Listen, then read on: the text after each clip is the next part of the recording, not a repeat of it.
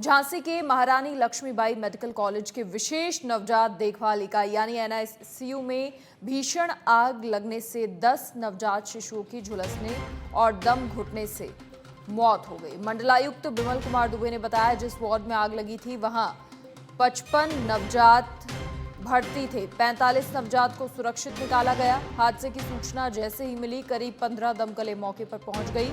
सेना को भी बुलाया गया। सेना और दमकल ने मिलकर आग बुझाई। बच्चों को सर्वोत्तम चिकित्सा उपचार दिया जा रहा है, जल्द ठीक हो जाएंगे। आज सुबह deputy CM Brajesh Pathak medical college पहुंचे। 10 नवजात की मौत से अस्पताल परिसर में कोहराम मच गया। माता पिता अपने बच्चों को बचाने की गुहार लगाते रहे। प्रत्यक्षदर्शियों ने देखा और उनके मुताबिक शुक्रवार रात करीब 11:15 बजे वार्ड से धुआं निकलता हुआ दिखाई दिया। जब तक लोग कुछ समझ पाते, आग की लपटें उठने लगी। कुछ ही देर में आग ने वार्ड को जद में ले लिया, जिससे भगदड़ मच गई। शिशुओं को बाहर निकालने की कोशिश हुई, पर धुआं और दरवाजे पर आग की लपट होने से समय पर बाहर नहीं निकाले जा सके। दमकल की गाड़ियों के पहुंचने पर शिशुओं को बाहर निकाला जा सका। बताया जा रहा है, पहले ऑक्सीजन कंसंट्रेटर में आग लगी और देखते ही देखते पूरा वार्ड आग की चपेट में आ गया। सीएम योगी आदित्यनाथ के निर्देश पर उप मुख्यमंत्री और चिकित्सा मंत्री ब्रजेश पाठक मेडिकल कॉलेज पहुंचे। उनके साथ प्रमुख सचिव स्वास्थ्य भी हैं। झांसी के मंडलायुक्त और पुलिस उप महानिरीक्षक को हादसे की जांच के निर्देश हैं। सीएम ने हादसे पर दुख जताया और कहा, जांच कर 12 घंटे में रिपोर्ट दी जाए। तो इस हादसे में 10 बच्चों की मौत हुई है। 45 बच्चों को हालांकि बचा लिया गया। एसएनसीयू में भर्ती थे ये बच्चे और शुक्रवार रात भीषण आग लगी। हादसे में 10 बच्चों की जान चली गई। वार्ड की खिड़की तोड़कर 39 बच्चों को सुरक्षित निकाला गया।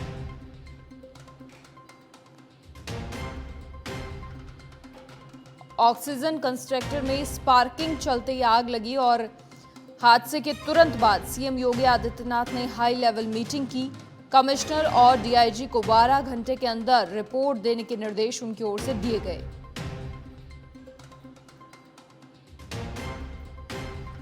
खुद डिप्टी सीएम और हेल्थ मिनिस्टर ब्रजेश पाठक ने कहा, हादसे की जांच के आदेश दिए गए हैं। पहली जांच स्वास्थ्य विभाग करेगा और दूसरी जांच पुलिस प्रशासन की ओर से की जाएगी। तीसरी जांच मजिस्ट्रेट की ओर से की जाएगी।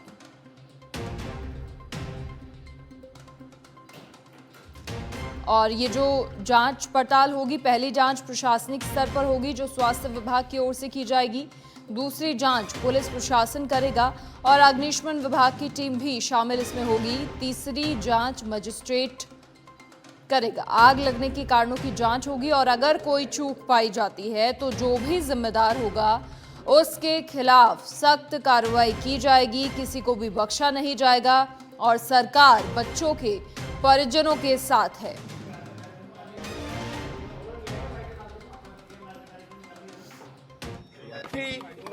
दुखद मृत्यु हुई है और हम सब परिजनों के साथ मिलकर के बच्चों को आइडेंटिफाइड कर रहे हैं कि किन किन बच्चों की डेथ हुई, किन परिजनों के हैं। घटना के जांच के आदेश उच्च स्तरीय दिए गए हैं। पहली जांच तो शासन स्तर से होगी जो हेल्थ डिपार्टमेंट करेगा। दूसरी जांच पुलिस प्रशासन और जिले के स्तर से होगी जिसमें फायर विभाग की भी टीम शामिल होगी। और तीसरी मजिस्ट्रेटी जांच के भी आदेश दिए गए हैं।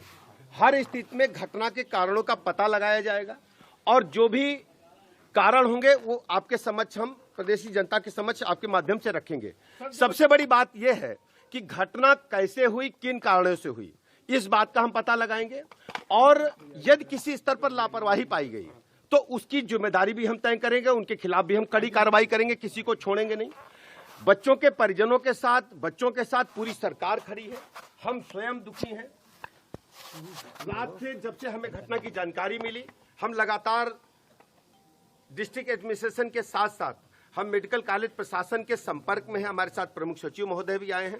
हर स्थिति में हम साफ साफ ये करेंगे कि कहां से आग लगी, किसकी लापरवाही है। यदि लापरवाही नहीं, दुर्घटना है तो उसकी भी हम जांच रिपोर्ट आपके समक्ष रखेंगे।